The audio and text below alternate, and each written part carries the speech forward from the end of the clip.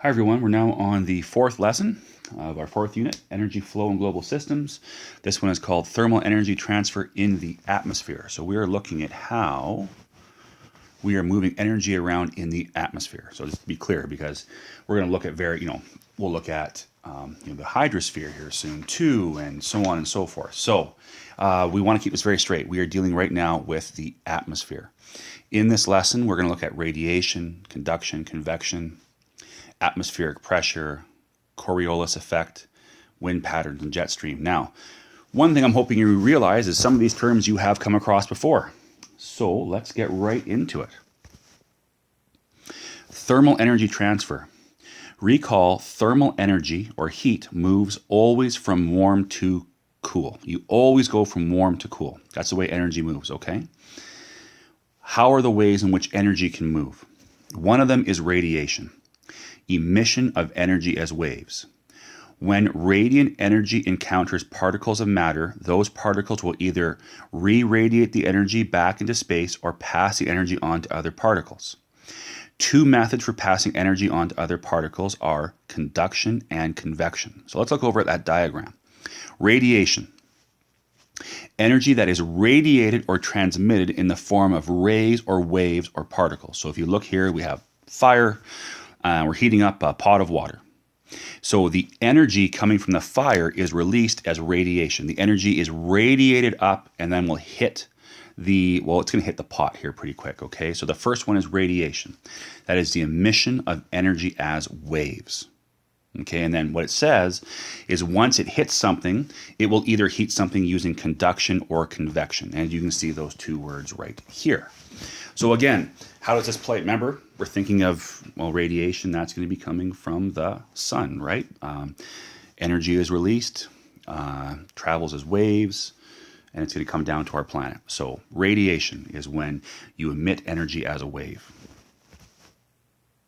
What is conduction? And I kept the same pictures going here. Conduction is transfer of heat through direct contact between particles. This is the most common method of heat transfer in solids because it does not require movement of particles to a different location. Particles pass their energy onto neighboring particles by vibrating against them. So conduction, so we're over here right now. Okay, so radiation, the fire is radiating its energy, it's giving it up in wave form. And right here, so some of that wave energy is going to come and hit the handle. Now that handle is a solid, and that says right here, most common in solids. And how does this work out? Particles pass their energy on to neighboring particles by vibrating against them. So what I'm saying is, let's pretend, I'm sure that this is wrong, but let's just pretend that, okay, this one is gone and this one is gone. They don't exist. The only wave, radiant energy, is right here. And it comes up and hits the particles in the handle right there. Now, the particles in the handle will start vibrating faster and faster and faster because they have more energy. And I can't draw worth anything, but here's the handle. So let's say it comes in and it vibrates these particles right here. And they start vibrating and vibrating. It says particles pass their energy onto neighboring particles by vibrating against them. So now these particles will start to vibrate faster and faster and faster and faster. And the ones next to them faster and faster and faster. And what you're going to have is the heat will be transferred throughout the handle as long as the particles keep vibrating.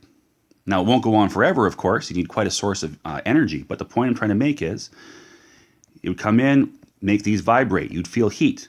It'll make these ones vibrate. Heat, heat, heat. And if it keeps going in that pattern, you'll keep feeling heat along the track of the handle. Okay, that's conduction. Moving on now to convection. The transfer of thermal energy through the movement of particles from one location to another. This usually occurs in fluids, liquids, and gases. Again, you can see where we are here. If we bring this all back, if I go back to slide 1, we are talking about the atmosphere. We know in the atmosphere we have a whole bunch of gases, obviously. So you can see how this is going to be applied. So again, convection is the transfer of thermal energy through the movement of particles from one location to another. Usually occurs in fluids, liquids and gases by inducing a convection current. What the heck does that mean? Well, what's going to happen here, let me just make sure I don't have another slide. Oh, I do actually. So I guess I could explain it here in the next one. But so you can see, so here's the source of the energy.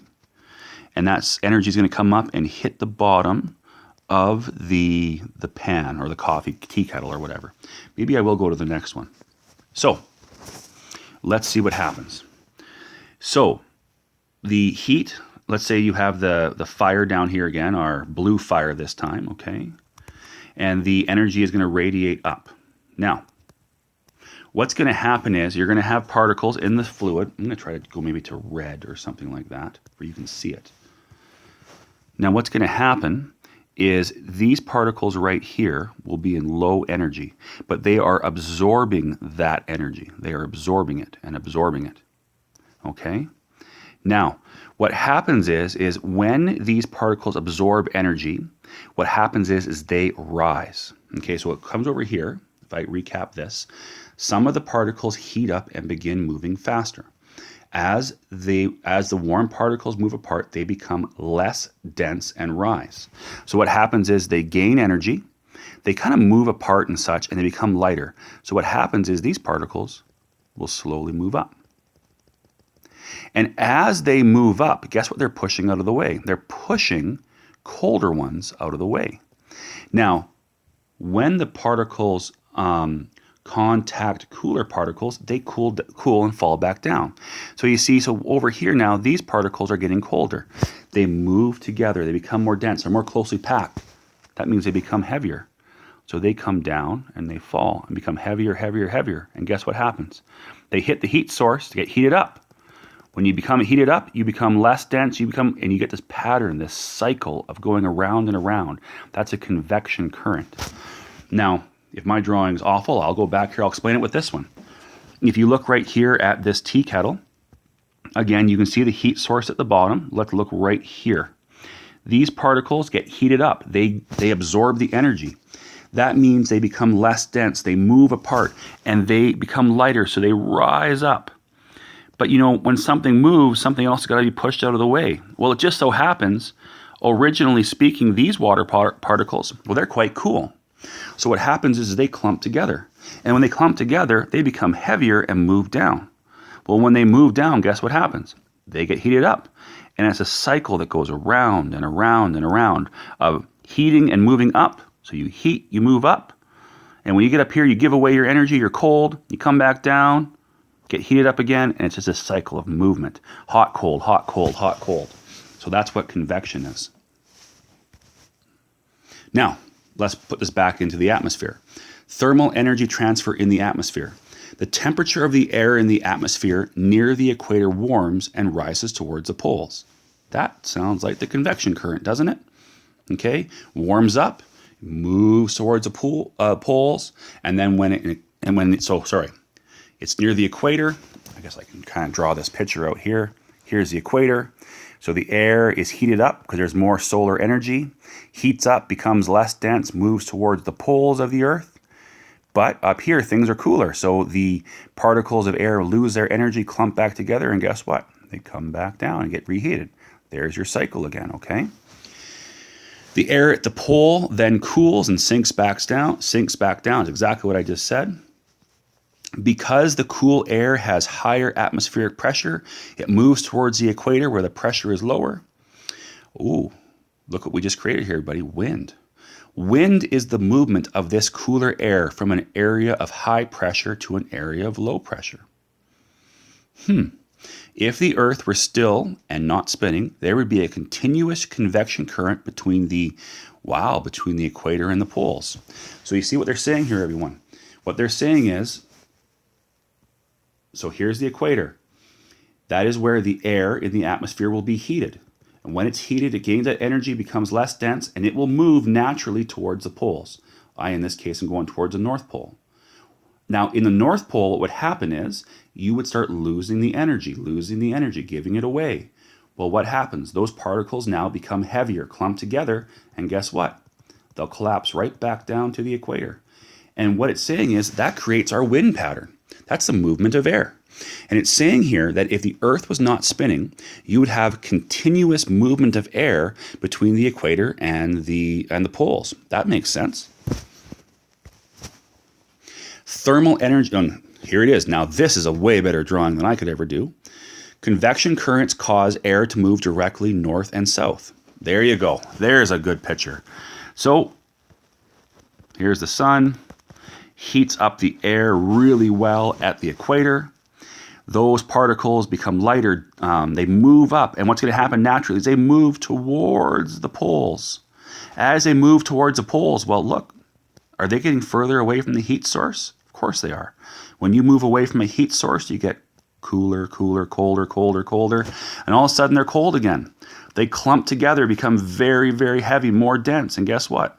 Comes right back down to the equator where they get heated up again and the cycle continues. There's your movement of air, north to south, okay? Convection current. And it says right there, differences in thermal energy. By the equator, the air gains energy, has way more energy. Up at the poles, it has less energy. There you go. However, since the Earth is spinning, the winds are deflected to the right in the northern hemisphere or the left in the southern hemisphere. This deflection is called the Coriolis effect. Now let's just see if I have a picture here. So here you go. Now we know, everyone, we just talked about it. So if I just go back 2 slides, we know that if the Earth stood still, the hot air would simply move north, cool off, and come straight back south. We'd have this continuous movement of north, south, north, south. But as you know, the Earth is spinning. So that's where the Coriolis effect comes in. As a result of as a result of convection currents, we get that. That's the north-south movement. And the Coriolis effect, global wind follows a predictable pattern. Trade winds are the normal wind patterns that transfer heat around the globe. Now, so what do we kind of have here? So if you look at this, let's just focus on the northern hemisphere. So what does it say right here? It says objects moving towards the equator deflected to the right in the northern. Okay, so there you go. So you can see here what's happening is the Earth is spinning in this direction, like this, okay, in a circle. And because of that, the Earth is spinning, as you can see. Remember we just talked about, because of the convection currents, we know that the hot air moves north, cools off, and comes straight back down. And we've said it a couple times, if the Earth wasn't spinning, it would just go up north and come straight down south. But because the Earth is spinning, that direction gets moved a little bit. Because the Earth is spinning in this direction, as like you take, for example, the wind as it's coming, let's say this is your cold air coming from the North Pole, it doesn't come straight down. Because the Earth is moving in this direction, it gets deflected to the side. That's the Coriolis effect. The Coriolis effect means that the wind or the air does not come just straight back down south and hit the equator. The Earth is moving, so the wind gets moved at a certain degree, and it's kind of the same in the southern hemisphere. That's a Coriolis effect. Global wind patterns, jet streams are bands of fast-moving air in the atmosphere. So we're in the atmosphere, but jet streams are bands of fast-moving air in the stratosphere, that travel much faster than wind in the troposphere. Changes in normal jet stream patterns are important in predicting weather changes and extreme weather events such as storms and cyclones. And this is true. So when people, if you ever watch a news forecast, you might hear them talk about the jet stream. And as a jet stream moves, you might be getting good weather or bad weather, so on and so forth. But again, this lesson is not so much, as difficult as the last one. There are just some things here that you want to know. You want to know, radiation, conduction, convection. You want to make sure you know that. You also want to make sure, be really clear, why does the air move from the equator towards the poles? That's a convection current.